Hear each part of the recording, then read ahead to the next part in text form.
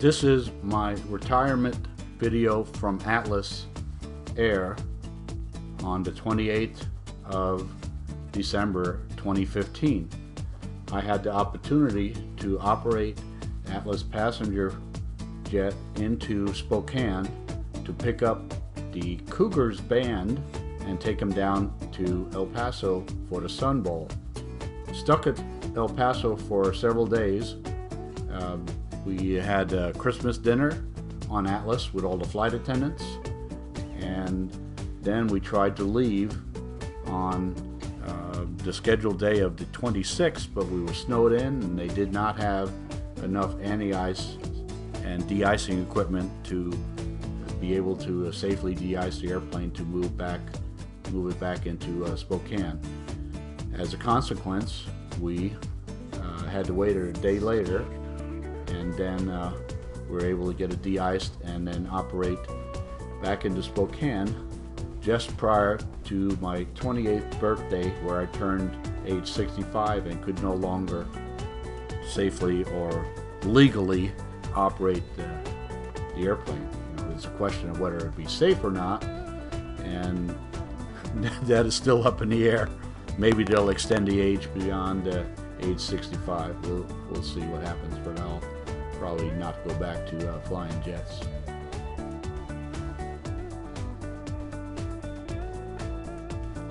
I'm commenting on some of the pictures as I see them.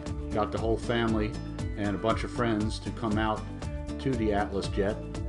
Disappointingly, they wouldn't let Jasper, the service dog, come out because they were afraid that he was going to run away and get stuck on the ramp and sucked into a motor or something. But we had Jeff's family. Norris came with the airplane, November 731 November Yankee.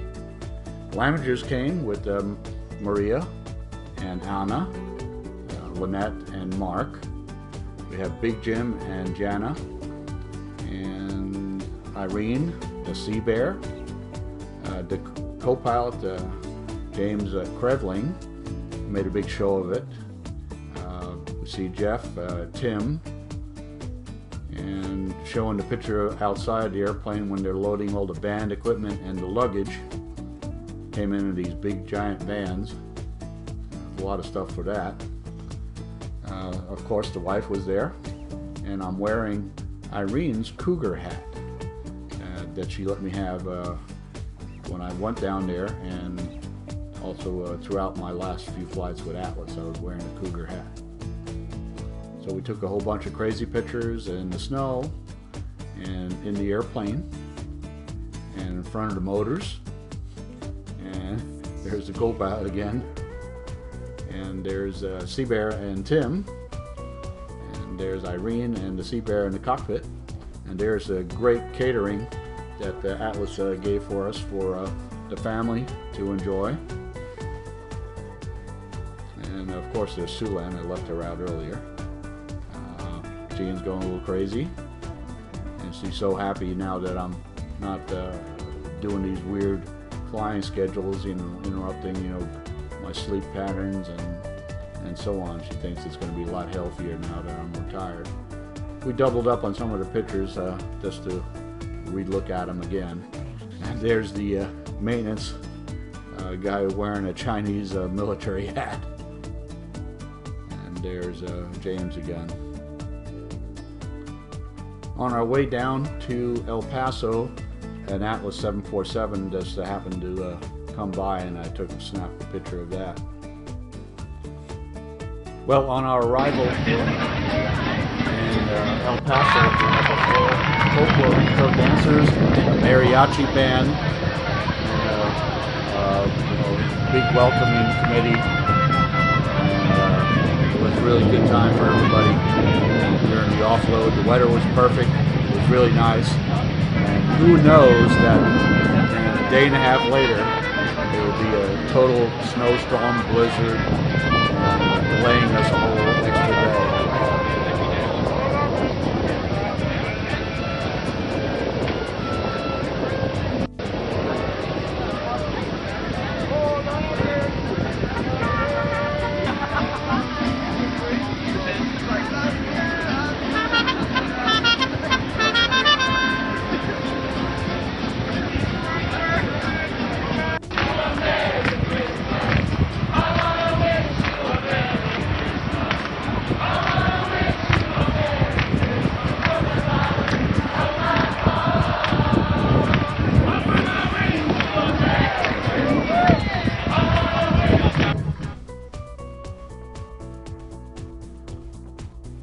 Here's a nice Christmas present, stocking stuffer that the whole gang gave to us.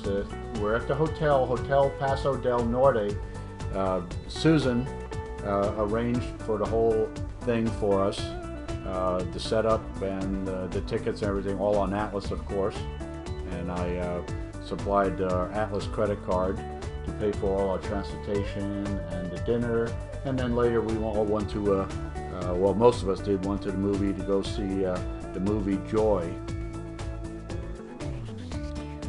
Here we are doing the Christmas dinner and drinking much Mariposa and champagne.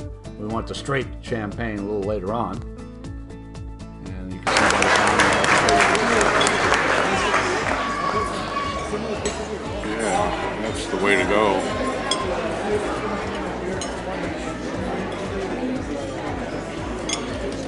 I saw it was like a telemarketer called him up and he's like, "This is Captain William McFinley with the whatever police. You just called a homicide crime scene. How do you know the victim?" And just goes on. And he's like, "I don't know him. I swear I don't know him. But you just referred to him by name, sir. So we need you to come down and give a statement." I say you can still prank. It just gets more. It just gets more genius. You know? Yes. I was laid up once. I had a bad motorcycle accident. I was laid up. And when they called the house, I just like, "You want to talk on the phone?" I got all of that. That's it, man. I'm out of here. Yeah. I thought you were going to have a second round of dessert.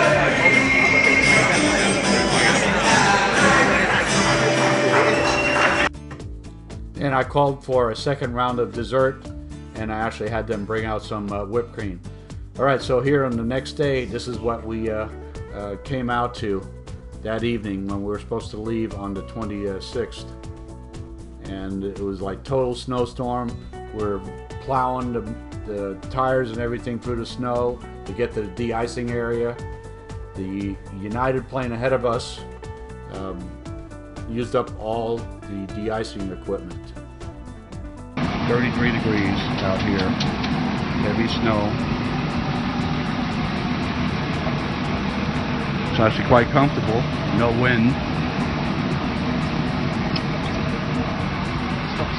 Makes great snowballs. Oh yeah, perfect snowballs. Yeah. Yeah. That's crazy. They done served. So you guys never even have de-icing equipment, do you? I'm with Atlas. Oh, I see an Atlantic. Yeah, this is Oh, Atlas. No, I got it wrong. Okay, go with Atlas. Where do you normally operate out of? Fort Bliss or something? Out of Houston. Houston? Oh, okay. Yeah, So you're going to stay on the airplane all the way back? No sir, I'm staying here. Oh, okay. Alrighty. Yeah, go one more time through here. You know, You have to be eating every time. can everybody say their name for the record? I'm Mac. All right. Carrie. Ashley. Tony. Stefan, the leader, the fearless leader. All right. Did you say we were doing 2 beverage service? Or... Here you can see on the flight log we were out for 5.2 hours, 5 hours and 12 minutes, where everybody had to sit in the airplane. Well, this is me when we finally did get back to Spokane after we got the ice on the late on the 27th, but prior to me reaching age 65. We're out here. I kind of had to walk down through the alley. Everybody just slapping my hand. All the Cougs, the band members, the alumni, and such.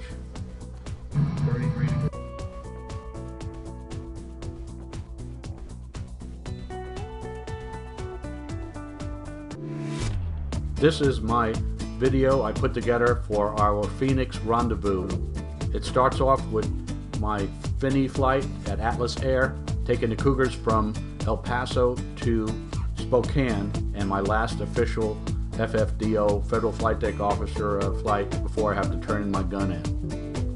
We all met up in Spokane with the family members, took a bunch of pictures, then we loaded up into the Cessna P210 and we flew down to Phoenix.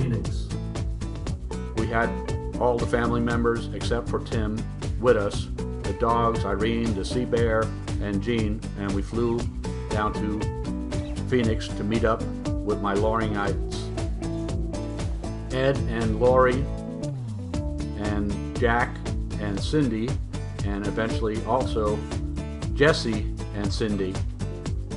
There are pictures from previous flights with Jack in the P210 and in and around Phoenix area. We also went down to the Phoenix Zoo, and the girls went to the Music Museum, and we enjoyed a lot of walking around Old Town Scottsdale and the surrounding area.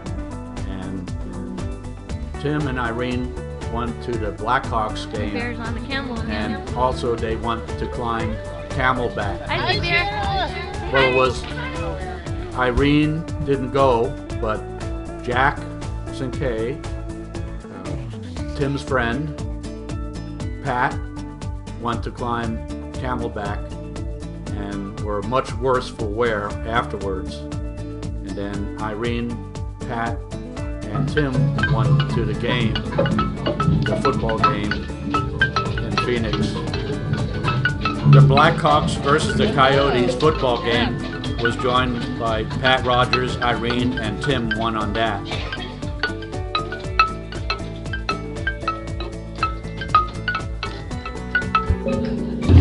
Holy cow, you probably broke some windows.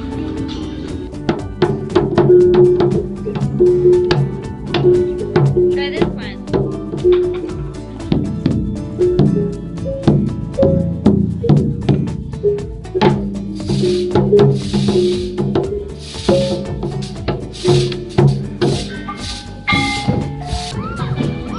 Irene and Jean went to the Music Museum, and the Sea Bear had a great time there.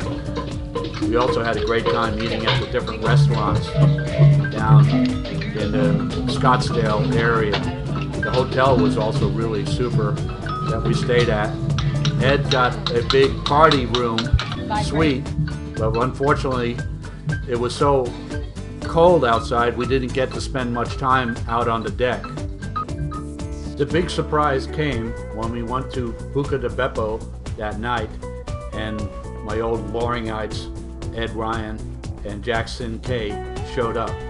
What a shock that was. You know, I was wondering why there was extra menus on the table and the seats set up, and I was totally shocked that these guys cared so much, and they came down and met with me on my retirement.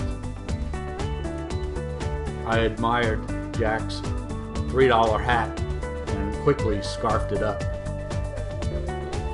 So while we were around the hotel, the Scottsdale area, we went to a number of restaurants, and Jack, picked up a lot of the bills, and I was really shocked and really appreciate that, and made this really enjoyable. We got to meet Lori and Jack's Cindy, and you can see us around the different tables, wolfing down the great Italian food, Mexican food, and so on. So we really enjoyed that. Too bad we didn't get to spend much time out on Ed's deck. Although we did manage to play some cards, played some hearts. We drank a bunch of Ed's wine and a bunch of little snacks he brought into his room. And Jasper and Rollo really enjoyed it also, being able to be service dogs and accompanying us to most of the places, particularly the breakfast place in the morning. And Jack gave us some valuable tips on how to get the most for your money out of these breakfast restaurants. On a side note, Ed was able to go down to the Frank Lloyd Wright house and took a bunch of pictures of that. I just included one here, and also of a Lego building of the whole site. These are some pictures I took when we were at Loring, and I scanned them into the computer just to include some of our younger day pictures. And our favorite AOL car that we had in Europe.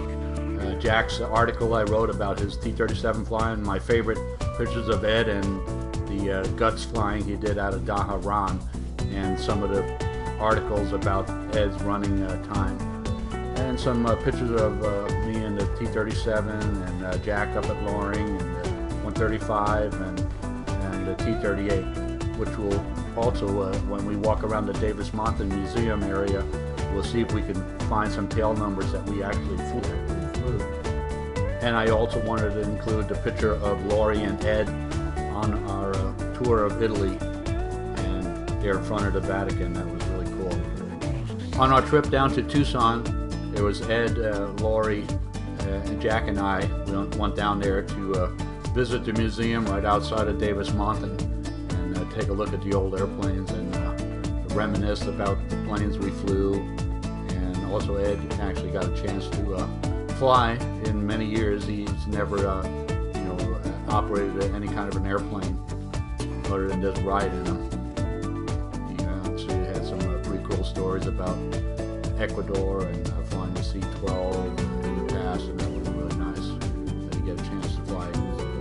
Myself, Ed, Laurie, and Jack got into the airplane and we flew down to Tucson to the Pima Air Museum right across from Davis-Monthan, and we had a chance to look at some of the old airplanes that we might have flown while we were down there. I added a few more pictures that I included in this series that I didn't have a chance to take while we were down there, particularly of the tanker row. There must be hundreds of tankers down there, and we had a good time flying down there. Ed was navigating basically down there, and on the way back we flew at night, and he actually got some hands-on flying. I told him to follow that airplane ahead of us, and he did a successful landing and everything. Really nice. Good job there, Ed. So when we were showing Laurie the planes that we flew, T-37 where Jack and Ed flew out of Loring, and the T-38, Jack was explaining one of his flights in the T-38 where he went straight up and did a roll or fast roll around and on a solo flight, and he didn't end up scaring himself too bad, and he pretended to be a Thunderbird lead pilot there, and that was an interesting story. The last few pictures of us before we got on the plane in Tucson and headed back up to Phoenix, and Ed's fantastic job of following the plane ahead of us for the successful landing and taxi-in at Phoenix International Sky Harbor. So this is concluding of a wonderful trip, and hopefully this will remain a fond memory for many years to come.